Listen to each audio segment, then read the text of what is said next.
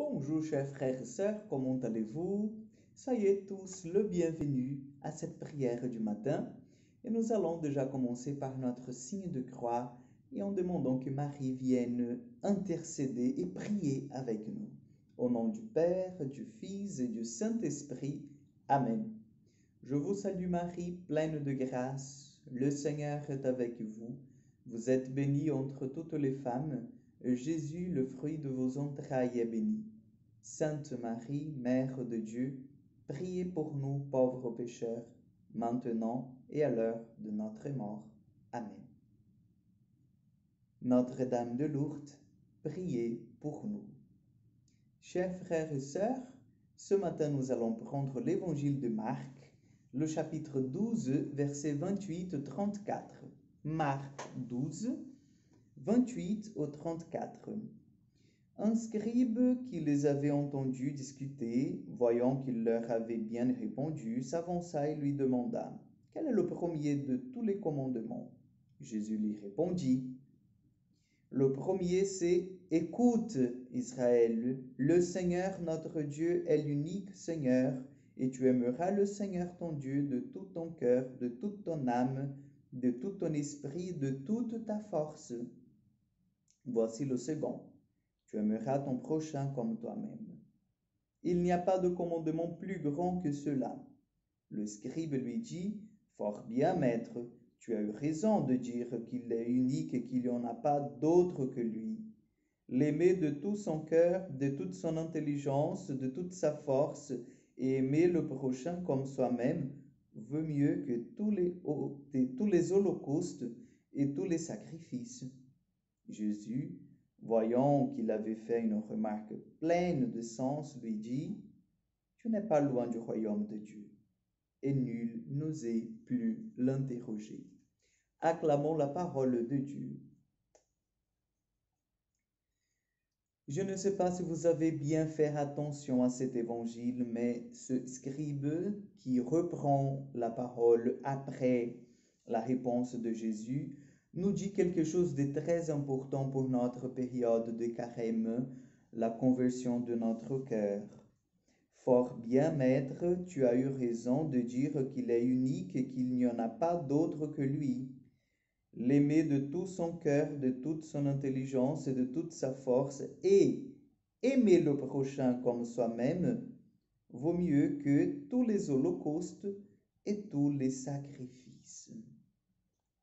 Chers frères et sœurs, vous voyez ce qui nous amène au ciel, vous voyez ce qui nous assure la vie éternelle, c'est vraiment la pratique du commandement de l'amour. Lorsque Jésus, en fait, expose ce qui était déjà impliqué, ce qui était déjà, en fait, abordé dans l'Ancien Testament, que le premier commandement, c'était « Écoute Israël », donc il commence déjà par ce commandement, sans avoir cette disponibilité d'écouter la voix du Seigneur, il est impossible de l'aimer, il est impossible d'aimer notre prochain.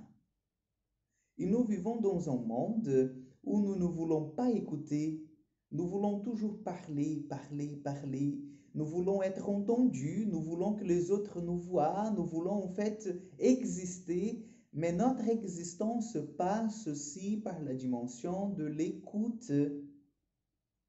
Et si nous n'écoutons pas notre Créateur, notre Père, comment voulons-nous obéir ses commandements?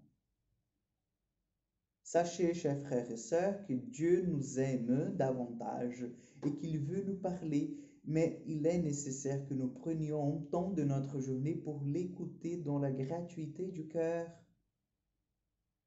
Nous voulons remplir nos cases en disant, voilà Seigneur, je n'ai pas bu du vin pendant une semaine pour toi. Voilà Seigneur, je vais tous les dimanches à la messe. Voilà Seigneur, je me confesse 2 fois par an. Et nous pensons, voilà, que nous avons déjà fait beaucoup de choses. Mais cet évangile vient nous dire que le beaucoup, c'est aimer le Seigneur de tout notre cœur, de toute notre force, de toute notre âme. Et aimer notre prochain comme à nous-mêmes. Comme nous nous aimons. Voyez, Donc le Seigneur il nous invite à la pratique de la charité. Et bien sûr, il faut ces genres de pratiques extérieures, de la privation, ça va nous aider, mais ce n'est pas la fin. Nous ne plaisons pas au fait le cœur de Dieu à travers des choses extérieures, mais à travers d'un mouvement intérieur de conversion, un mouvement intérieur d'amour. Donc, si vous faites votre sacrifice de carême sans avoir ce sacrifice, ce mouvement d'amour dans votre cœur, en disant, Seigneur, c'est parce que je t'aime que je vais me priver du vin pendant cette semaine, pendant ce carême, votre sacrifice n'a pas de sens. Seigneur, parce que je t'aime, je vais rendre visite à mon frère, à ma sœur, que ça fait longtemps que je ne parle plus avec lui ou avec elle. Il n'y a pas de sens. Vous voyez, c'est parce que nous aimons le Seigneur que nous nous approchons en fait de ce qui nous coûte. C'est pas pour être vu, mais c'est pour montrer au Seigneur que notre amour, il va au-delà des choses qu'on n'aime pas.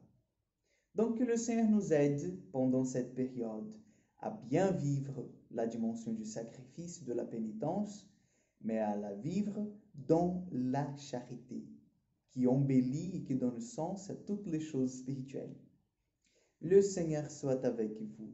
Que Dieu Tout-Puissant vous bénisse et vous garde, le Père, le Fils et le Saint-Esprit. Amen. J'aimerais bien que vous sachiez aujourd'hui que nous nous approchons déjà de la Semaine Sainte. Ça passe très vite et donc il faut déjà commencer à penser au sacrement de la confession. Donc si vous n'avez pas encore fait, cherchez votre prêtre, cherchez vos curés, cherchez vos vicaires, le Père César est là pour que vous puissiez vous confesser déjà.